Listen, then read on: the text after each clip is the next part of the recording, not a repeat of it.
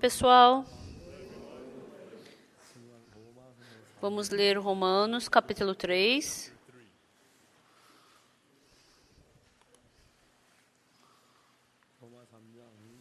Romanos, capítulo 3, versículo 19.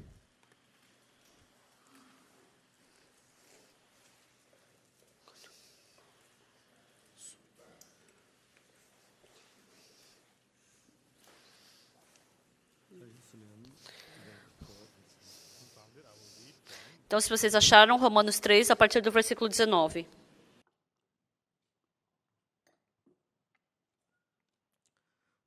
Ora, sabemos que tudo que a lei diz aos que vivem na lei, o diz para que se cale toda a boca e todo o mundo seja culpável perante Deus, visto que ninguém será justificado diante dele por obras da lei, em razão de que pela lei vem o pleno conhecimento do pecado.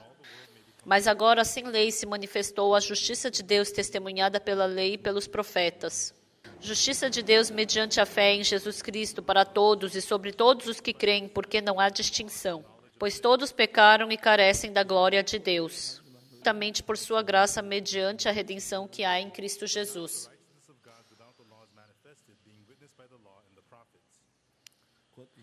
Oi, pessoal. Muito prazer em vê-los. Hoje, nesse culto precioso, nós temos os ministros e reitores e os irmãos, por isso eu fico muito feliz.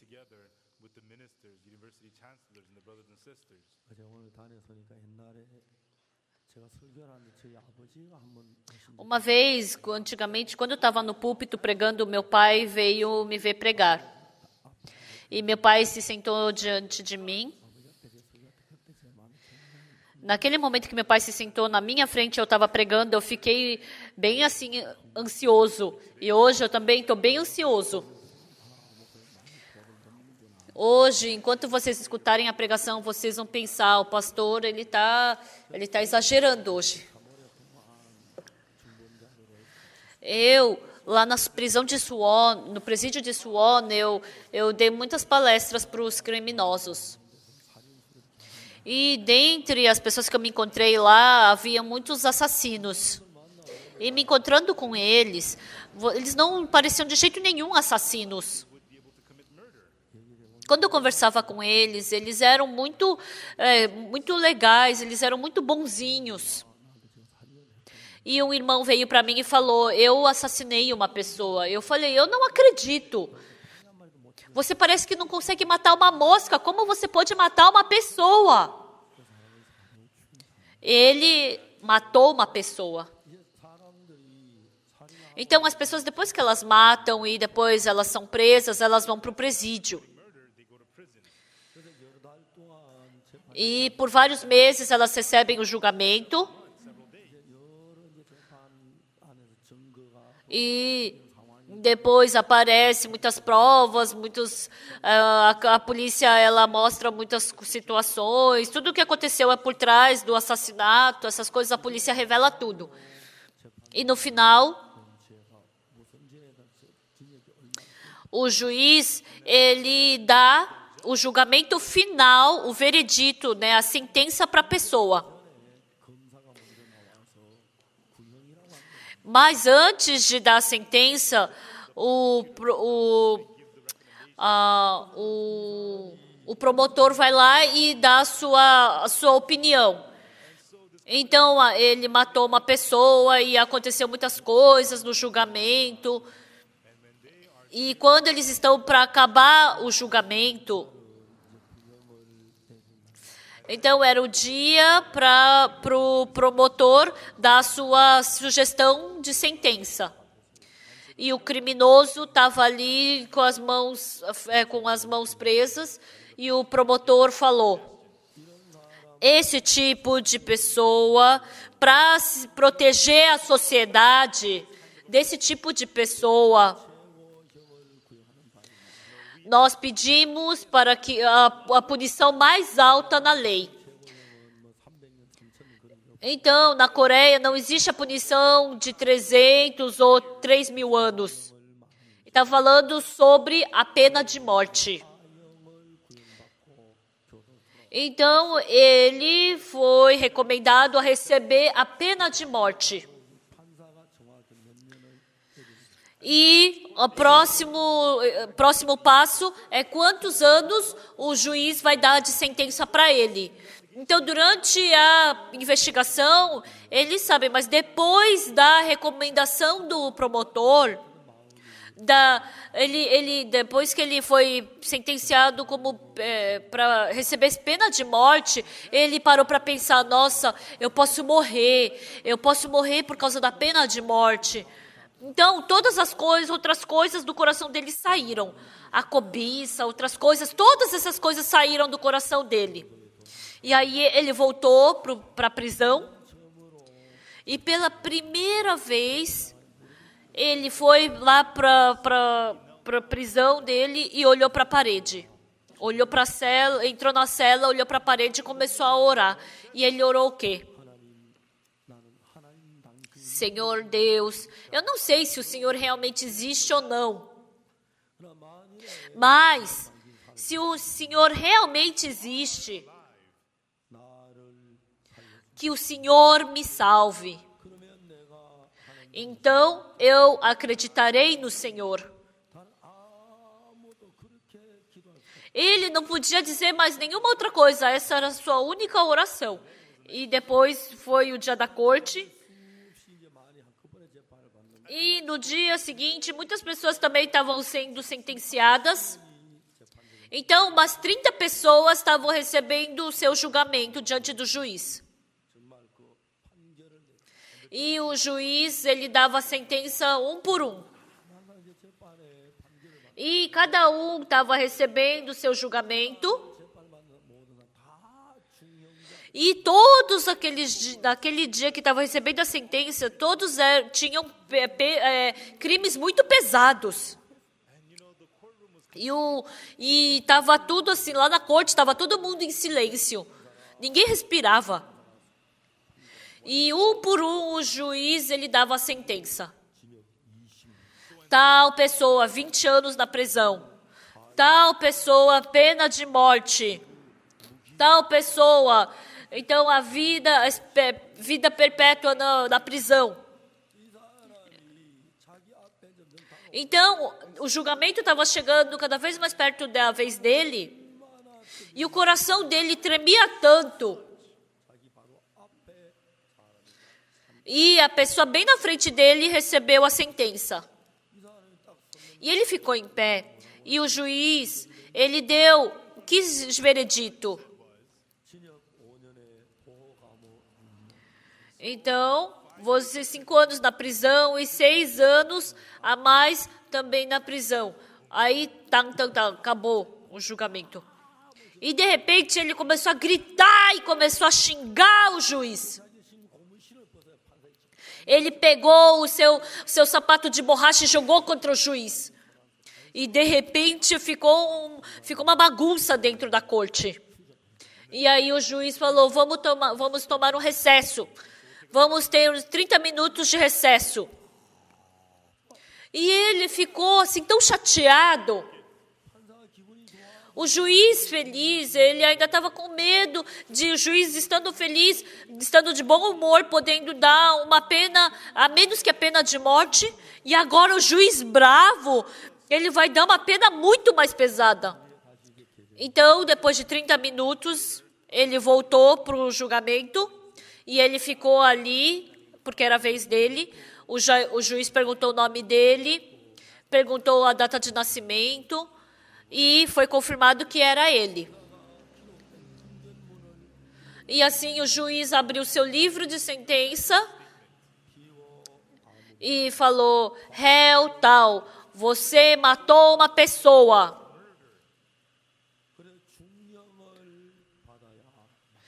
Então, é exatamente adequado a você ter um julgamento pesado.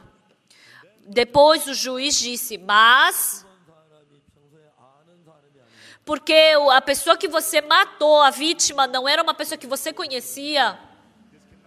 Isso não pode ser chamado de um atentado. E você estava alcoolizado. E também você mostrou sinais de remorso. Então, sua pena é de 10 anos na prisão. Ele se assustou. Nossa, eu vivi.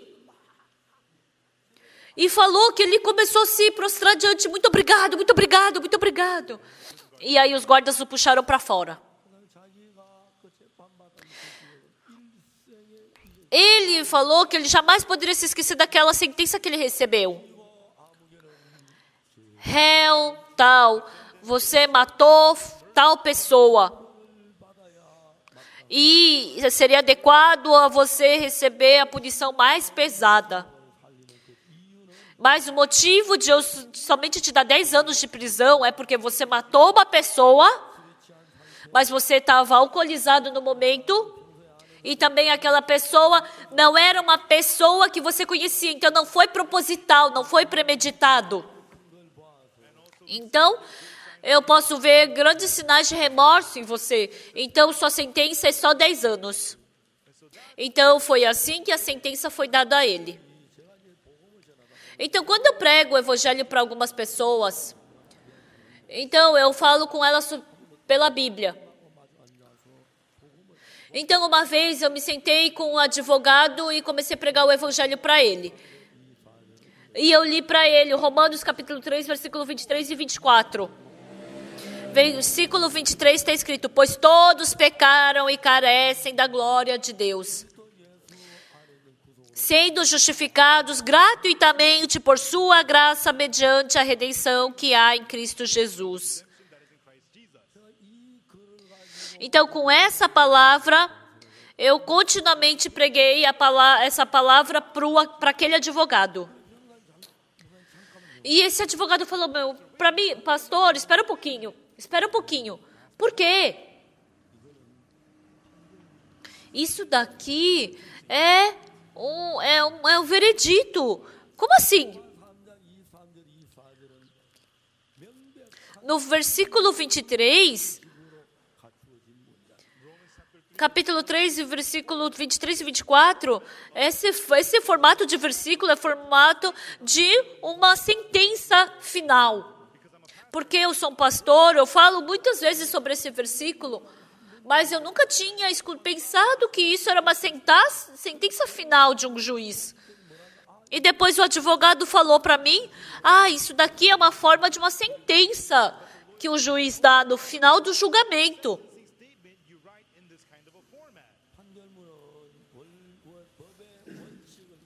Então, a sentença, ela fala sobre a lei que foi quebrada. Então, de acordo com a lei tal, de artigo tal, de acordo com a lei, quando você comete esse pecado, você recebe essa punição. Então, é o que a lei diz. Mas quando a lei é dada, porque tem outros motivos, então foi por isso que a lei foi dada. Então, baseado nisso, naquilo, esse é o julgamento. Então, essa é a forma que a sentença é dada. Então, esse advogado falou para mim, pastor, isso daqui é uma sentença final. E quando eu me encontrei com aquele advogado e li de novo esse versículo, realmente isso é uma sentença final, pastor. Então, como que essa sentença aparece? Se Jesus Cristo não tivesse morrido na cruz por nós, se não existisse o sangue de Jesus Cristo, então você teria que ser julgado literalmente pela lei. Então, esse é o final. Pois todos pecaram. Então, por causa que todo mundo pecou, sem a glória de Deus, não tem como ficar diante de Deus. Então, porque todo mundo tem pecado, todo mundo não é adequado a ficar diante de Deus. Então, por uma outra razão, entra o motivo ali. Porque Jesus Cristo fez algo. Por isso, a lei é assim. mas a sentença vai ser assim. Quando eu li a Bíblia, eu fiquei muito agradecido. Porque desde que eu era criança, eu frequentei a igreja. A minha mãe, antes de casar, lá no interior, ela frequentava uma igreja. E naquele tempo, uma jovem frequentar a igreja era uma coisa muito rara. Eu tinha meu avô e minha avó materna. E nessa casa dos meus avós maternos, a minha mãe era a única filha. Ela não tinha nenhum outro irmão, ela era filha única.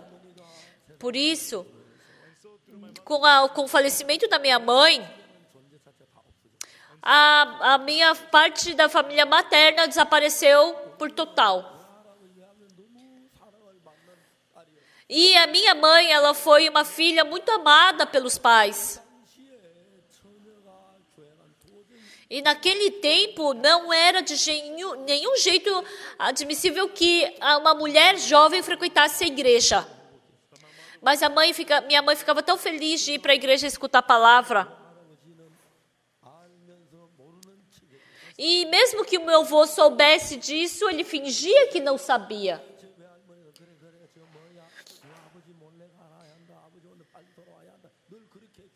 E a minha avó falava para minha mãe, olha, você vai para a igreja, mas não deixa seu pai descobrir, volta antes dele chegar. E a minha mãe cresceu e tinha que se casar. E naquele tempo era quase impossível casar com um outro cristão. E assim a minha mãe se casou com meu pai. E ela se casou, e diante do meu avô e da minha avó paternos, não tinha nem como dizer que uma mulher frequentaria uma igreja. E naquele tempo, desde então, minha mãe não pôde mais frequentar a igreja. Eu me lembro naquele tempo que ela ficava costurando e ficava cantando louvores. E ainda tem na minha mente bem fresco os louvores que ela cantava. E depois a minha mãe falou para eu frequentar a igreja. E eu comecei a frequentar a igreja. E a primeira coisa que eu aprendi na igreja foi os 10 mandamentos, a oração do Pai Nosso e dos apóstolos. E eu decorei o Pai Nosso que estais no céu, santificado seja o seu nome, venha a vós o vosso reino, seja feita a vossa vontade, assim na terra como no céu. Então, eu decorei todo o Pai Nosso. E depois decorei também dos apóstolos. E também decorei os 10 mandamentos. Não terás outros deuses diante de mim, não farás imagens de esculturas, não tomarás o nome do seu Deus em vão. Cuida do sábado para santificá-lo. Obedecerá aos seus pais, não matarás, não adulterarás, não roubarás, não cobiçarás. Então, todo domingo a gente lê os 10 mandamentos na igreja. E eu me esforçava grandemente para poder cumpri-los. E ir crescendo.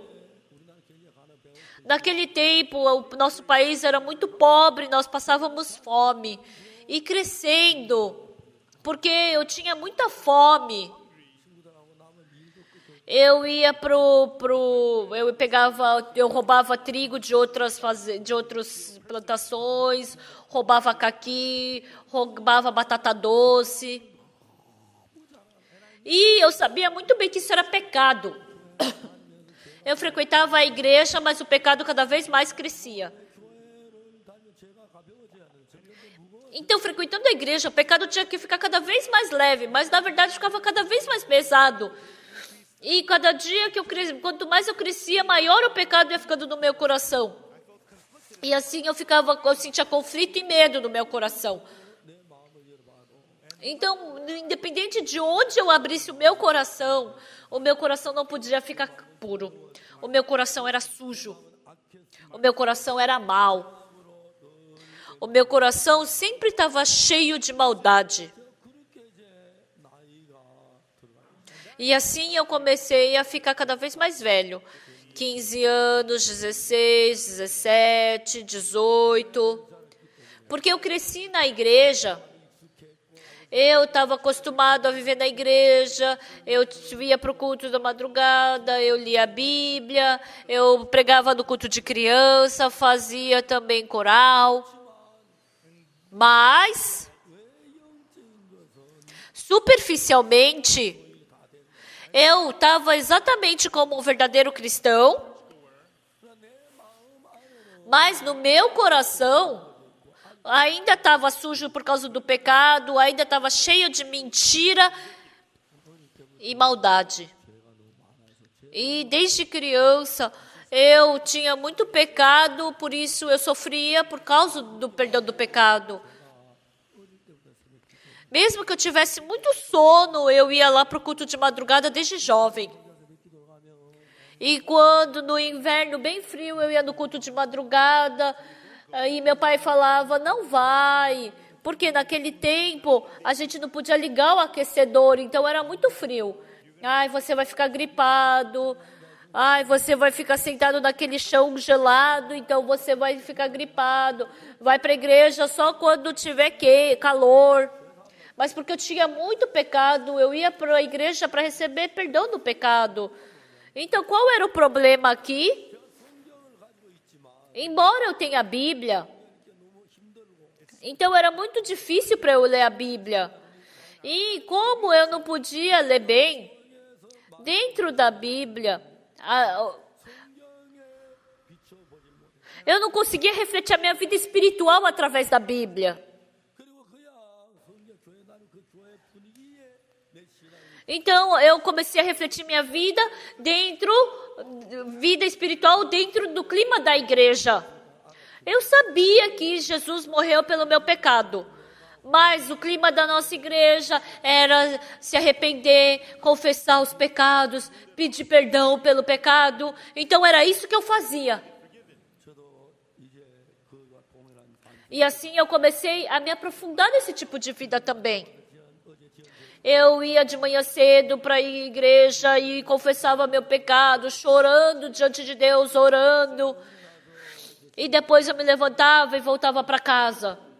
E mesmo voltando para casa, dentro do meu coração ainda estava escuro por causa do pecado.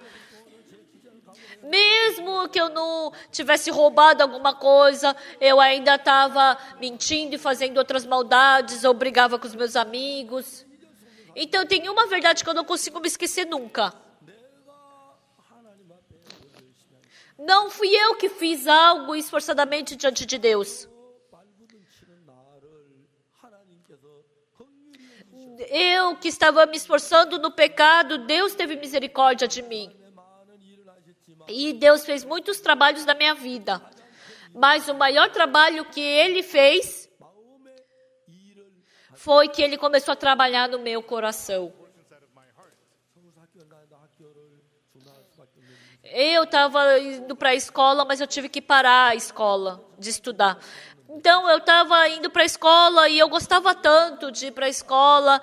Eu, com os meus amigos, era muito assim, chato, porque não tinha nada que eu pudesse fazer. Então, eu decidi ir para o exército.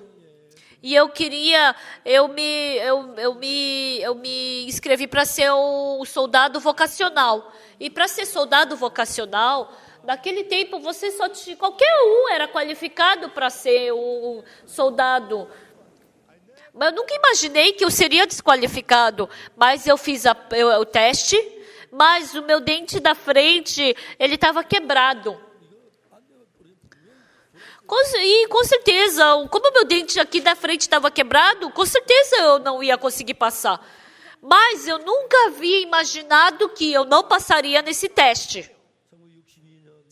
E foi em maio de 1962. Eu estava em Tegu, lá no hospital militar, E eu estava fazendo um monte de exame dos olhos, exame do cérebro, exame do dente, exame físico, vários exames. E depois o médico, ele escreveu uma coisa e assinou no meu cartão. Então eu pensei, meu corpo não tem problema, então eu passei. E no final eu fui para o dentista. Então o dentista militar, ele checou a minha arcada dentária e ele escreveu uma coisa. E quando eu vi a assinatura do meu amigo com a minha, era diferente. E ele falou, abre a boca. E os dentes dele estavam perfeitos. Aí eu não passei no dentista. E eu procurei o doutor. Eu falei, me ajuda, por favor. Você não pode me qualificar? Eu perguntei para ele. Ele perguntou para mim, por que você quer vir para o exército? Se você esperar um pouco, você vai automaticamente ser chamado para vir. Não, mas eu quero muito vir para cá.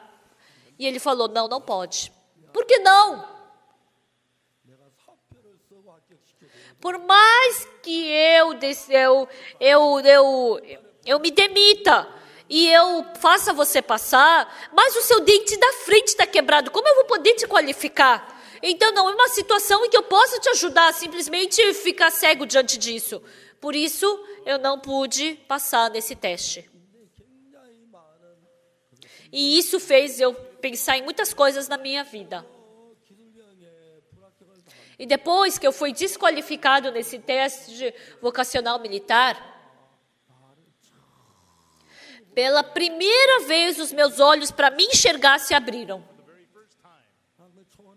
Lá no interiorzão, eu pensava que eu era bom. Mas você que fracassou, não passou no teste vocacional militar, como você pode ser o bonzão? Naquele tempo, pela primeira vez, eu percebi quão patético eu sou. E assim, depois eu comecei a avaliar cada parte minha. Eu fracassei nisso. Fracassei nisso também, e fracassei nisso também. E pela primeira vez, naquele tempo, meus olhos se abriram. E eu sou tão sujo, eu sou tão mal. E eu descobri que eu tenho tantos pecados, que eu sou uma pessoa tão patética, mas porque eu não conheço a minha pessoa exatamente, eu pensava que eu era uma pessoa boa. E eu sempre me gabava diante das outras pessoas. Quando eu me reunia com os meus amigos e a gente conversava sobre algo, e quando meus amigos não aceitavam minha opinião, eu ficava bravo. E eu zombava da cara da outra pessoa quando ela falava. Eu, se não conhecia o mundo, simplesmente pensava que eu era o único bom. E naquele dia eu pensei sozinho. Depois de tantos anos se passar, parece que alguém me acordou e eu simplesmente pude ver isso. E depois, até então, o que eu pensava? Em maio de 1962, antes disso, quando eu olhava para mim com os meus próprios olhos, eu pensava que eu era bom, que eu não tinha problema. Mas desde aquele dia, quando eu comecei a olhar para a minha pessoa, eu via quão mal, sujo e imundo que eu sou. Frequentemente eu falo isso. Em maio de 1962, Deus me emprestou os olhos dele para mim. Quando eu olhei para a minha pessoa com os meus próprios olhos, com o meu pensamento, eu pensava que eu era uma pessoa boa. Mas quando eu olhei para a minha pessoa com os olhos de Deus, quão imundo eu sou, quão mal eu sou, quão arrogante eu sou, quão egoísta eu sou. Pouco a pouco, às vezes eu me enxergo no espelho. E quando eu me enxergava no espelho, eu me odiava tanto. Esse Pagoksu, seu imundo, seu egoísta, seu mentiroso, seu patético. Então, esses barulhos saíam de dentro de mim. Então, antes disso, eu tinha confiança em qualquer coisa que eu fizesse. E eu falava como um tolo. Primeiro lugar eu não consigo ficar, mas terceiro eu consigo. Eu sempre pensava assim. Nem faz sentido. Então, se eu for para a maratona nacional, eu vou poder ficar em terceiro lugar? Não dá, de jeito nenhum. Sim, lá no interiorzão eu consigo ficar em terceiro lugar. Mas, sem nenhuma evidência, eu tinha essa arrogância, esse orgulho que não veio de lugar nenhum. E naquele dia eu pensei sozinho. Nossa, olhando o que em mim eu me achei tanto? Olhando o que eu pensei que eu era bonzinho? Olhando o que eu pensei que eu era inteligente? Então, eu era a mesma pessoa que antes, mas eu era uma pessoa que sempre me dava boa pontuação. Não somente eu, vocês também, né? Então, essa é a pontuação que você se dá. Então, quando eu vejo ele está errado, na minha pontuação ele está errado, na minha medida ele está errado, a minha régua estava errada. Eu percebi exatamente isso. E depois, pouco a pouco, eu comecei a ler a Bíblia. E assim, desde então, eu comecei a enxergar a palavra de Deus. Antes, eu lia a Bíblia. E lendo a Bíblia, ela separa exatamente dois tipos de pessoas, a Bíblia. A gente pode ver um dia Deus conversando com as pessoas. A imagem onde Jesus conversa com uma pessoa, a imagem onde Deus conversa com uma pessoa, quando Deus se encontrou com Abraão para conversar, o Deus que Moisés se encontrou para conversar, e depois Pedro que se encontrou com Jesus, Paulo que se encontrou com Jesus, o enfermo havia 38 anos que se encontrou com Jesus. Então está escrito sobre a conversa deles na Bíblia. Desde então, lendo a Bíblia sistematicamente,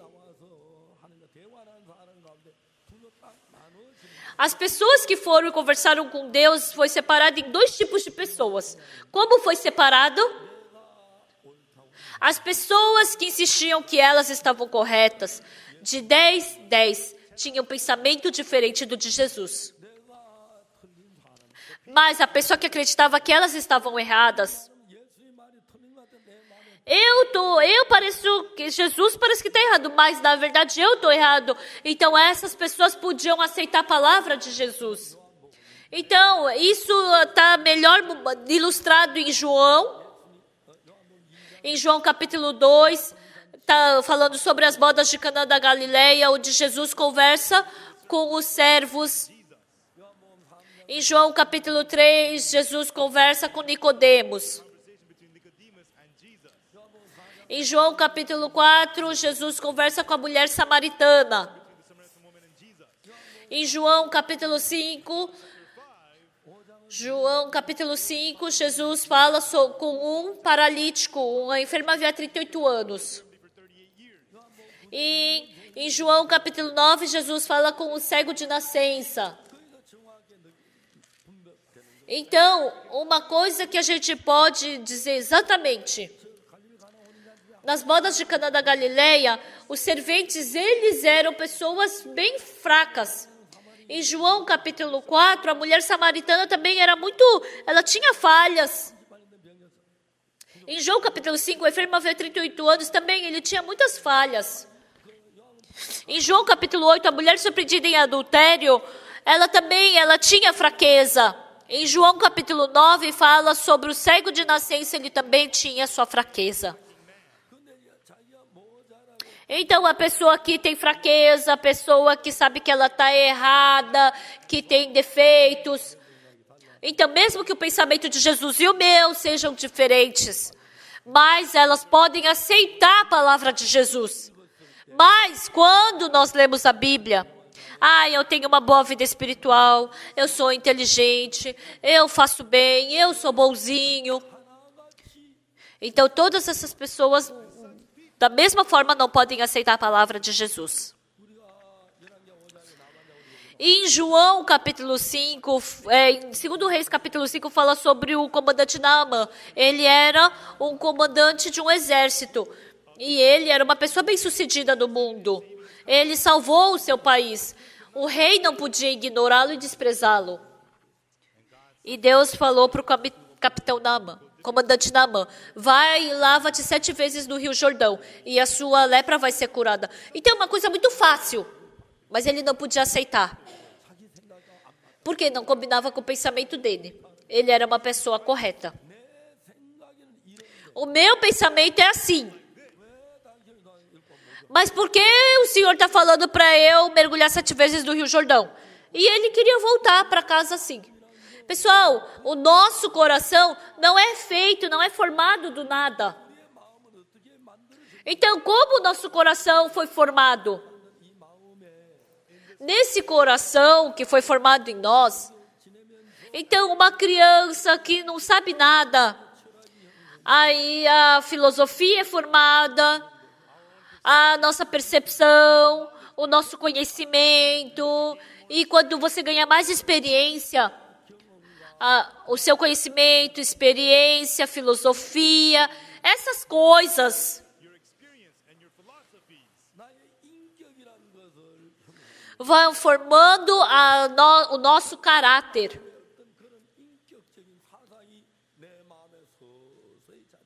E assim, esses ideais dos nossos caráteres vão sendo formados. Então, mesmo que a mulher viva a sua vida, até lavar louça, cada mulher tem um método diferente.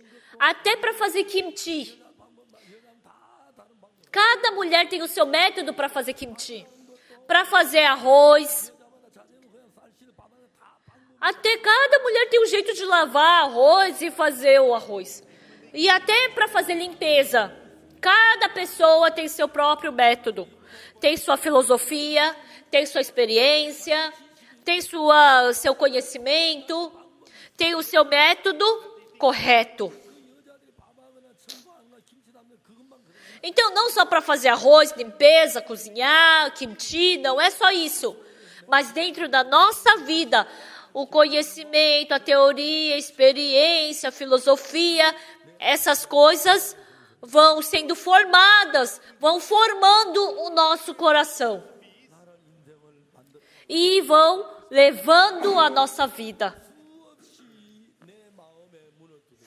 Então, a gente bate muitas vezes na porta do coração, a gente escuta com os nossos ouvidos, enxerga com os nossos olhos, e muitas coisas entram em nós. E a cada momento,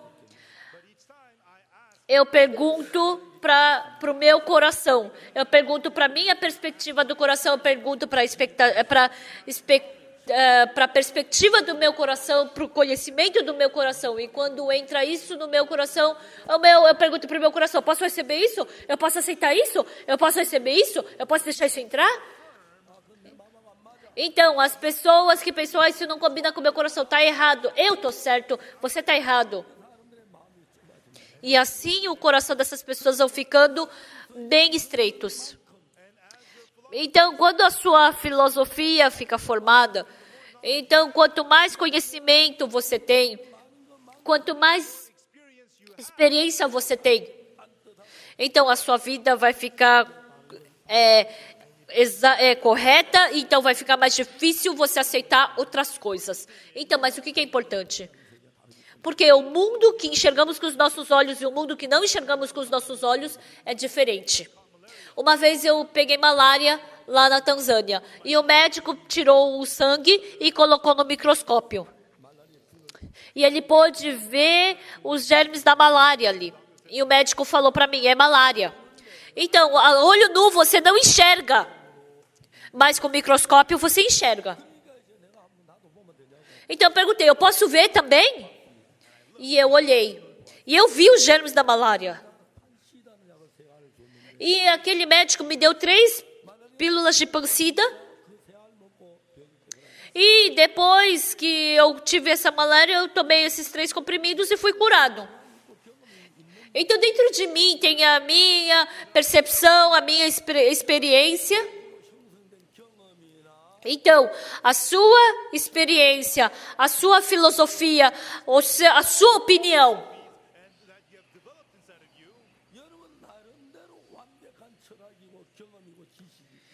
Então, para você mesmo, é uma filosofia, uma percepção correta. Mas a gente não pode escutar tudo que nós ouvimos. Existe a frequência que nós podemos ouvir. Então, somente as frequências que combinam com o nosso ouvido que nós podemos escutar.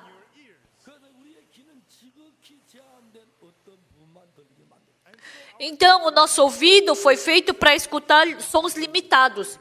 Não podemos escutar sons muito baixos e nem sons muito altos. Fora da nossa frequência, não podemos ouvir. Os nossos olhos, nós somente podemos enxergar com uma quantia de luz. Se tiver muito escuro, não enxergamos. Se tiver muito claro, não podemos enxergar. A nossa experiência está dentro de um limite. O nosso conhecimento, tá limitado dentro do que a gente aprendeu. Então, a maioria das coisas que você sabe, a gente fala que o Sócrates é um filósofo muito famoso. Mas o conhecimento que o Sócrates tinha naquele tempo dele é o conhecimento hoje que um estudante de ensino fundamental tem. Então, hoje o coral canta. Então, eles escutam os músicos muito famosos de muito tempo atrás que eles gravaram as músicas. Aqueles cantores muito famosos daquela época deles. Com muita dificuldade, a gente consegue a música deles e escuta. A Park Jin-young, Chemi, Sun-young, elas cantam muito melhor.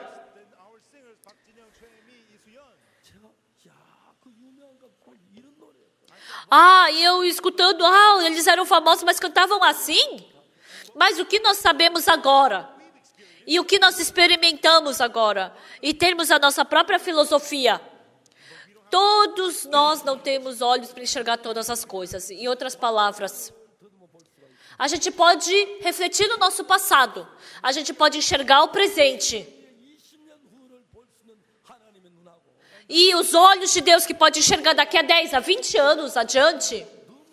Esses olhos que nós temos agora é muito diferente. O nosso olho não tem como ser o mesmo dos olhos de Deus. Os nossos ouvidos não podem ser os mesmos ouvidos de Deus. O nosso pensamento não tem como ser o mesmo pensamento de Deus.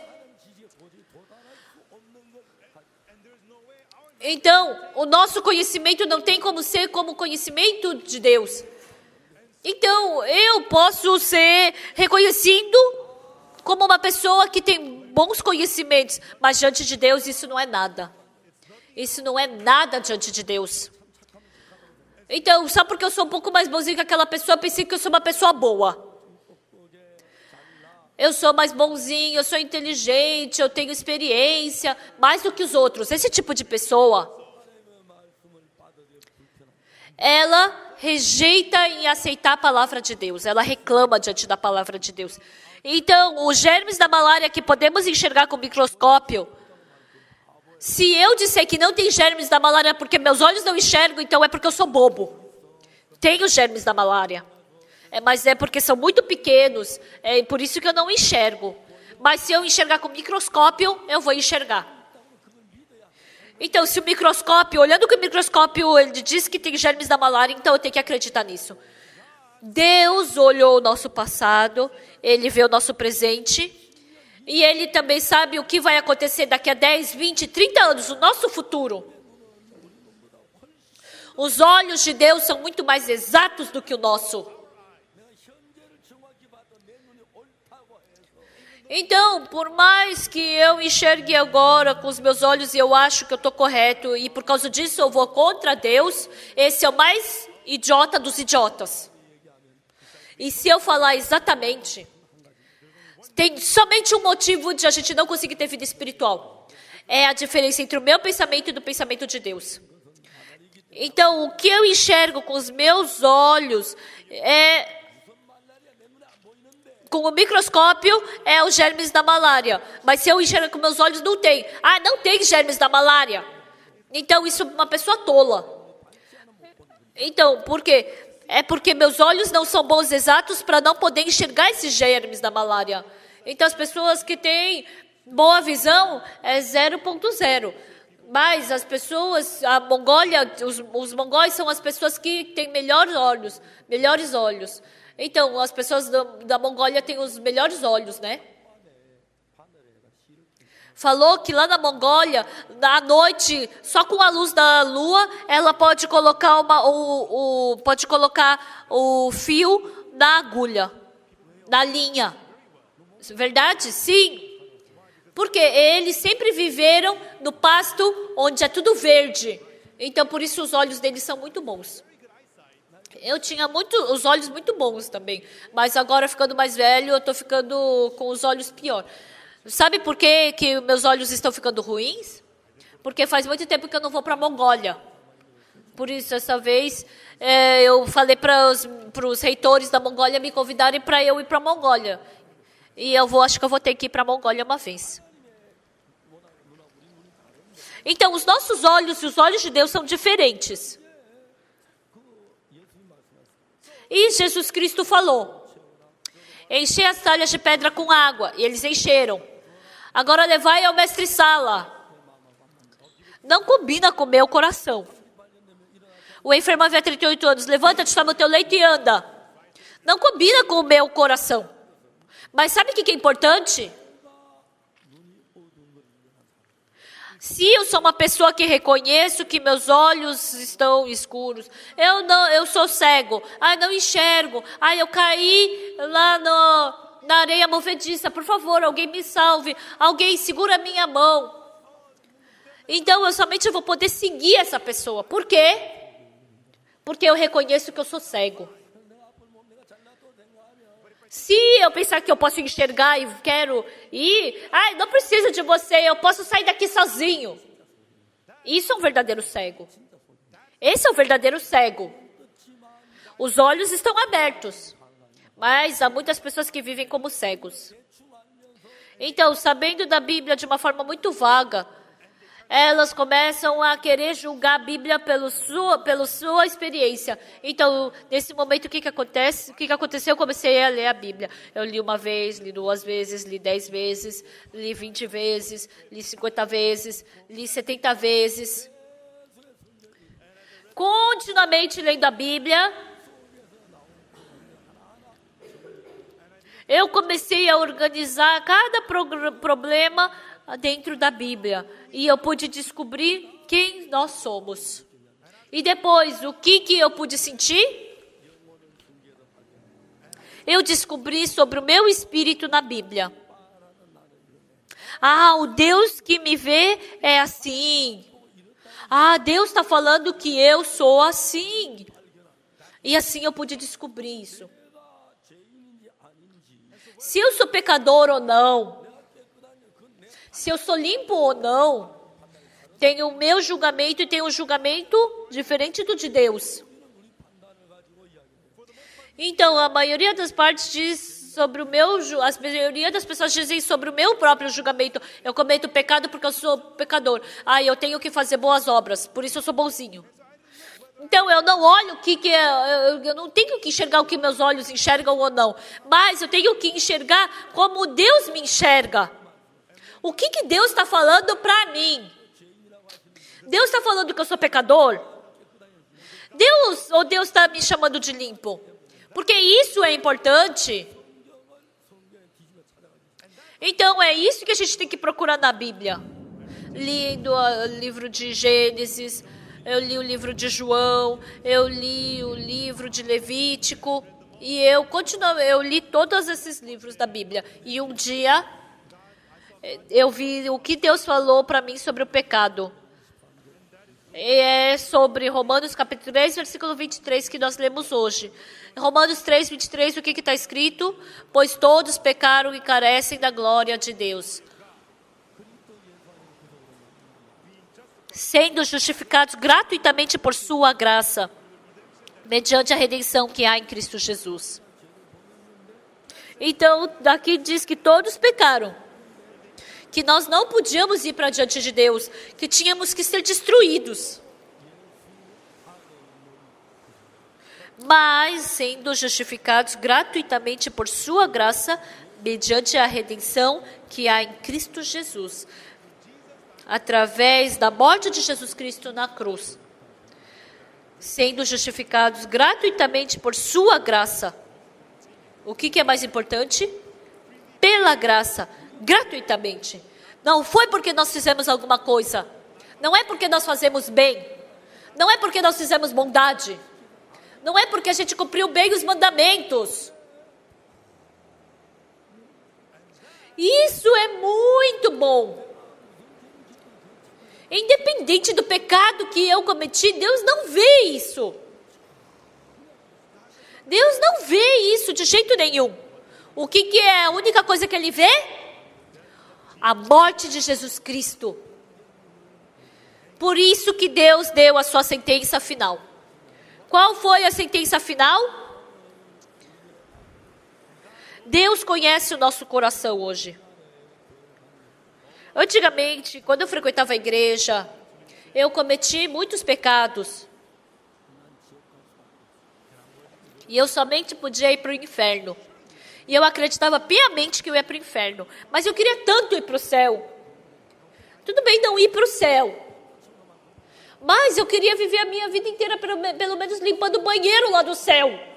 Eu não quero só ir para o inferno. E eu pensava assim no meu coração. E lendo essa Bíblia, o que Deus falou? Não o eu que eu enxergo. O eu que Deus enxerga. Não o jeito que eu enxergo o meu pecado. Mas aos olhos de Deus.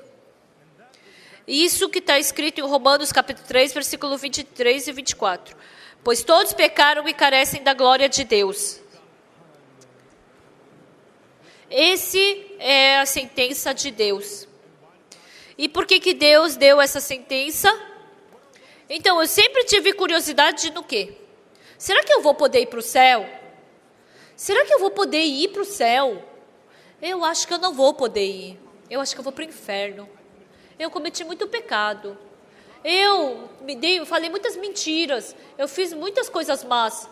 Eu só fiz um pouquinho de bondade, mas eu cometi muitas maldades. Então, eu não vou poder ir para o céu. Mas o incrível é que Deus me conhecia. Então, e se eu morrer e Deus mandar eu ir para o inferno? Então eu tinha muito medo. Então eu tinha muito medo da morte. Mas o que a Bíblia diz? Deus conhece o meu coração. Se eu morrer, o que eu vou fazer? Se eu for para o inferno? E Deus me conhecia e me disse: se você morrer, eu vou, ele me falou o que ia fazer. Então, quando você morrer, eu vou mostrar qual vai ser a sentença final para você. Em Romanos, através de Romanos capítulo 3, versículo 24, Deus falou para mim: se você morrer, eu vou te dar um julgamento. Como que eu vou dar o julgamento? Eu vou te julgar por Romanos capítulo 3, versículo 23 e 24. Romanos capítulo 3, versículo 23. O réu Oxupar que cometeu pecado e carece da glória, e você não pode ficar diante de Deus. Então você é adequado a ir para o inferno eterno. Mas aqui diz mas. É muito boa essa palavra mas. Essa palavra mas O mas em inglês e o mas em coreano é diferente, não é? O mas em inglês, você cometeu pecado. E quando você fala mas, você vai virar ao contrário do que você falou antes, certo? Sim. Olha, é expert em inglês. Ele falou que tá certo. Mas significa o quê? Quando você quer continuar falando a mesma coisa que você falou na primeira frase, você não pode falar mas. Você é muito feio, mas o seu coração é muito bonito. Entendeu? Então, quando você quer falar uma coisa oposta à primeira frase, você usa mas. Você é muito pobre, mas ajuda muitas pessoas. É nesse momento que você usa o mas. Entenderam? Então, no inverno bem frio. Ai, tá muito frio. Mas as flores estão florescendo. O frio acabou, certo? Eu não sei se a flor em coreano chamado bud e o inglês mais, que também é bud, eu não sei se é o mesmo significado. Mas você não pode usar o mais quando a frase está fluindo no mesmo sentido. Você usa o mas quando você vai usar a sentença contrária à primeira. Entendeu? Tá certo? Eu acho que aqui tem mais de 100 pessoas que sabem inglês melhor do que eu. Tá certo isso, né? É nesse momento que você usa mas. Mas aqui está falando o quê? Vocês todos pecaram, mas Jesus Cristo foi crucificado. E para perdoar o seu pecado, é por isso que eu te chamo justo. E está escrito em 1 Coríntios 6, 1 Coríntios 6, 11, está escrito, então, você cometeu esse e aquele pecado. Então, porque vocês cometeram tais pecados, vocês não podem entrar no céu. Mas depois, o que está escrito? Mas vós fostes lavados, mas fostes santificados, mas fostes justificados. Você cometeu esse pecado. Você tem que receber pena de morte. Mas por meio de Jesus Cristo, você foi lavado. Vós fostes santificados. Vós fostes justificados. É assim que a Bíblia está falando. Então é isso que em Romanos capítulo 3, versículo 23 e 24 está falando isso. Então muitas pessoas, pastores falam, eu sou pecador, nós somos pecadores. Eles acreditam nos 66 livros da Bíblia, mas não acreditam nesse versículo de Romanos 3, 24. Se você ler Romanos 3, 24, todos nós pecamos. Mediante a redenção que há em Cristo Jesus, Deus falou que nós fomos justificados. Uma vez eu fui para diante de muitos pastores. Muitos pastores, eles queriam falar sobre a vida espiritual comigo. E eles me perguntaram, você é pecador ou justo? Eu falei, eu sou justo. E aqueles pastores falaram para mim, então quer dizer que você nunca cometeu pecado, você nunca mentiu, você nunca fez coisas más, então como você é justo? Naquele momento eu fiquei tão feliz. Sim, eu pequei. Eu sou pecador, eu sou mau, eu sou sujo. Mas Deus falou que eu sou justo. Então eu não sou justo? Sim, eu sou justo. Tinha o presidente Suman, o primeiro presidente da Coreia. E naquele tempo a Coreia era muito pobre. E uma vez o presidente Suman, ele estava dirigindo o carro e ele passou na frente de uma base militar. E o presidente falou, secretário, vamos visitar essa base militar. E o presidente Suman, ele era bem velhinho. E eu escutei muitas vezes ele falando: nós, coreanos, se nos juntarmos, viveremos. Se nos separarmos, morreremos. Ele sempre falava assim. E aí ele foi na base militar. E todo mundo fez uma grande... cumprimentou grandemente. E vocês são soldados, estão vivendo bem? Sim, senhor, estamos dormindo bem. E tem muito arroz. Sim, tem muito. Comemos bem. E vocês têm muita comida? Sim, senhor. E naquele tempo, muitos soldados, eles roubavam arroz. Então, vamos ver o depósito de arroz. E ele queria ver o depósito de arroz, e ele foi. E aí os oficiais começaram a ligar lá para o depósito de arroz. Arrumem o depósito de arroz, o presidente está indo para aí. Rápido, rápido, rápido. Mas quem é que estava lá no depósito de arroz?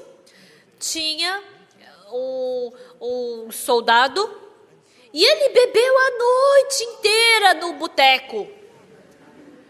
E ele estava com tanto sono, estava tão bêbado que ele não conseguia aguentar. E ele tirou uma soneca. E ele estava dormindo lá no depósito de arroz. E como era muito calor lá dentro daquele depósito, ele tirou a blusa, tirou a camisa, tirou a calça. Ele só estava de cueca dormindo e roncando. E aí ele recebeu o telefonema: o presidente está indo, o presidente está indo. Senhor, Major Kim, acorda. O que foi? O presidente está vindo para cá. Ai, por que o presidente vai vir para cá? Ai, quem é que sabe? Estão falando que ele está vindo. E ele acordou na hora. Ele não tinha tempo de colocar a roupa toda, a calça, a bota. Porque se ele fosse pego pelado, ele ia ter um grande problema. E naquele momento ele teve uma ideia. Ele pegou um saco de arroz e passou para o outro lado, e pegou outro saco e passou para lá, e pegou outro, e ele estava carregando de lá para cá, e a porta se abriu. E o presidente e o capitão viram, de repente, um homem de cueca passando o saco de arroz para lá e para cá, para lá e para cá. E o presidente falou: você vem aqui. Sim, eu sou o Major Kim, presidente diante do senhor, presidente. E você? O que você está fazendo aí? Sim, estou arrumando sacos de arroz. Por que você está fazendo isso? Sim, porque os soldados rasos, eles estão muito cansados, então eu quero fazer isso por eles. E o presidente perguntou: você não está cansado? Não é difícil se ter vida de soldado? Não, senhor, não é nada difícil trabalhar pelo nosso país. Ele estava bêbado lá, brincando. Mas ele falou tão bem diante do presidente. E o presidente ficou tão feliz. E ele estava tão leal ao presidente, à sua nação. E o presidente não sabia que ele bebeu a noite inteira, se divertiu. Mas o presidente ficou muito tocado com aquelas palavras. Qual é a sua posição? Eu sou um major. E acima disso, é um capitão. E acima disso, é o super capitão. E acima disso, é um coronel. E acima disso, não tem. Então, você seja isso.